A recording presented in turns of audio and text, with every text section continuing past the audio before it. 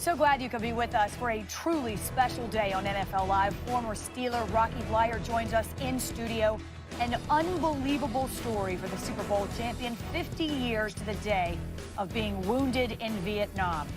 A teammate weighs in on the Jerry Jones-Ezekiel Elliott standoff. We are live with the Dallas Cowboys. And another day, another twist in the AB helmet saga. We look in live to Raiders practice. It's a preseason Game 3 look ahead, straight ahead. Joining us today, Marcus Spears. You know why, Wendy Nick? Why? Because it's LSU Tigers everywhere. Look how big this desk is. This is not Plug Your Friends Day on your first day NFL Live. Have you ever been hit before? A lot. Have you forgotten what it feels like to be hit? No. Okay, him neither. I want to take a stand on these dang-on quarterbacks getting outside the pocket, all right? Okay. It's really starting to piss me off. I don't know what he's thinking. He don't know what I'm thinking. Very literal, Adam. What? Throwing the white How flag? the hell is the quarterback not the most important player on the football team? Why can't the center be the most important player then? Because the center is not Because you're controlling wrong. Oh, Marcus, I want you to go first off. Can you say hell yeah on this show? You can say hell yeah on this show. Hell I yeah. just did. Jamie Especially- Lannister got his hand cut off and was thrust back into the fight in Game of Thrones. He had and no he choice. was good. He had no choice. He had to save Cersei. He had no choice. Quite the NFL Live debut for Marcus Spears yesterday. What you doing to me, man? Listen, I think we broke the record for four-letter words, which I love personally. Yes. I think we had a few yesterday. We're gonna have to get that whole. We'll get it. that We'll get it kind of 6-second censored delay a little thing. I bit. just Yeah. can't tell. I can't wait till Shefty saying hell and damn on this. Oh, that's all right. Give us a minute. What's the season start? Adam The Schefter, whole Ryan Clark, show has Marcus gone Spears. rogue. Well, it's funny. That is a perfect segue. Okay, let's talk about going rogue, if you will. The Cleveland Browns have had plenty to say. God. Just ask them. Of course, there's a lot of high expectations this year. So Odell Beckham Jr., who can't seem to stop talking about his former team, which is the New York Giants, had this to say to Sports Illustrated about the trade that sent him to Cleveland. This wasn't no business move. This was personal. He thought they'd send me here to die. Okay, strong words. There was some bad blood. I don't think anybody would dispute that, no matter what either side says. But Marcus, that's almost a diss to your current team, by the way, to suggest it was exile. I mean, A lot. now, Wendy, there is some validity to this, right? When you have, I'm sure Odell Beckham Jr. had a lot of suitors for his services in the trade with the New York This man Giants, would know. Right? That's why I looked at him. I was waiting on you to. 49ers were the really Okay, the other there team. it is. That goes Shefty. Welcome. Welcome. But with that being said, you think about Dave Gettleman, you think about what the New York Giants were saying and how they wanted to change the culture with Odell Beckham being one of those pieces that they felt they needed to get rid of in order for this organization to move forward. OBJ still has a vendetta with New York as well. So this is a two-sided thing where I think the New York Giants have moved on.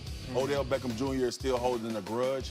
And I don't think he's all the way lying, RC, about this trade to Cleveland. No, I think the trade was personal. I think there were some feelings about who Odell was as a person and how they felt it divided the team, especially once he started to speak. You know, for the longest time, Odell Beckham was about implosion. Right, he would be on the sideline. It would be him against himself, screaming at himself, hitting the field goal net and different things. And then it started to turn into public displays, right? It started to turn into going to the media, talking about our quarterback, talking about the play calling. And so once those things kind of came into play, it does become personal. And listen, when you're a player, everything is personal. It's your livelihood, it's your career, it's the way you plan on feeding your family. So no business move that's made, whether it's not negotiating a contract that you want, whether it's sending you to Cleveland, which is kind of like the equivalent to Pittsburgh in the Jackie Robinson movie. If you remember, every time in the Jackie Robinson movie, they'd be like, Pittsburgh? I got to go to Pitt. That's what Cleveland is when you're 0-16 and these things happen. But Odell Beckham Jr. has to move on from that, and he has to move on from that with his play for the Cleveland Browns this year. See, there's two things here. Number one, I always felt like the Giants made that trade on March 12th or March 13th. And I always felt like San Francisco really wanted to make a push.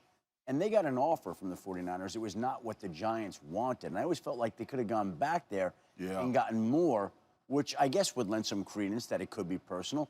But I also think it was a business move that they made, and they were going to move on from the guy, and they were going to get the best offer, and they felt like the Browns offered him the best offer at that point, and they were ready to move on from the guy. So I don't know about that. But the other thing is that this is the second time now that Odell Beckham Jr. has been quoted about his former team. You got to leave it alone.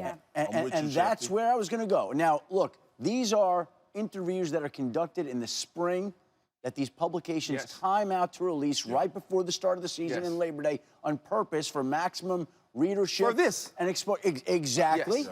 And so good for them, and they got Odell to say these things. But my advice for Odell Beckham Jr. would be, don't speak of the Giants. Yeah, again. I think Move moving forward. So here's the other thing that I always like to. I used to say this when I played. Like I'd come out and say things about Roger Goodell or about the NFL and the league, and I never Mike Mayocked it, right? I never walked up to the media and said, guess what? Today, this is what I want to talk about.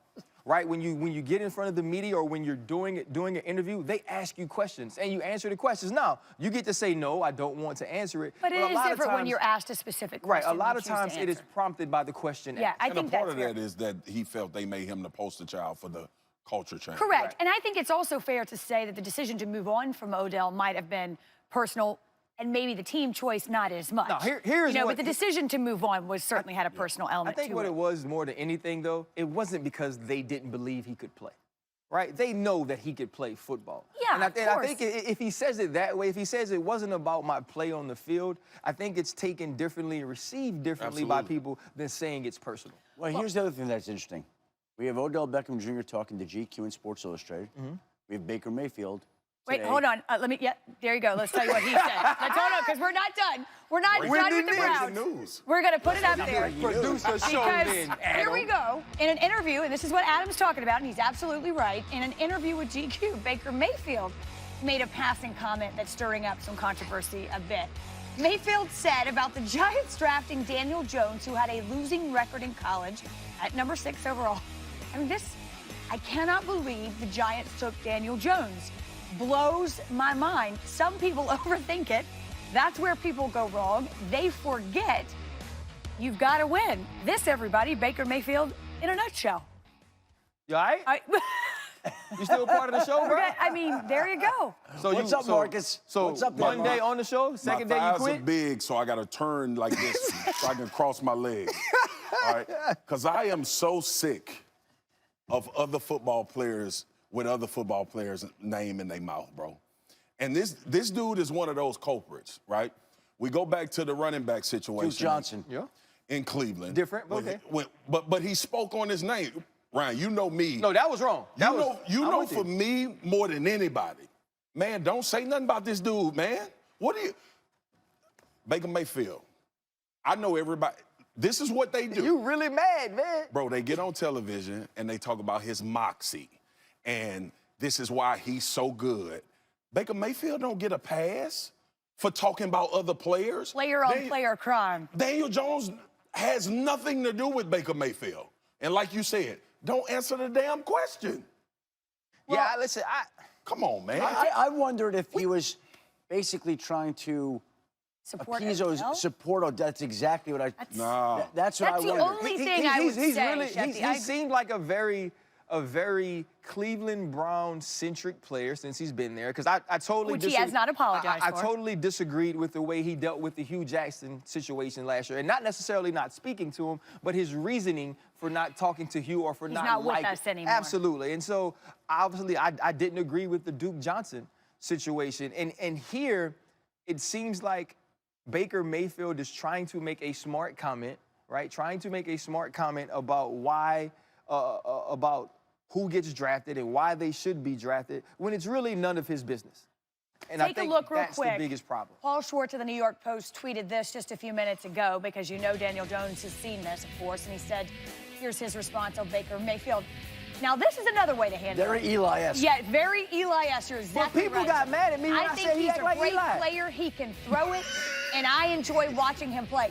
This, ladies and gentlemen, is called taking the high road. That is the very definition of Daniel Jones' response. Hold your fire. We're gonna come back to this because we do want to get an update from Shefty on Antonio Brown. He has filed a new grievance against the league over not having a full calendar year grace period to find a helmet that works for him. He's still upset about the fact that he has to wear a helmet approved by the league and therefore opted out of practice on Sunday. Remains to be seen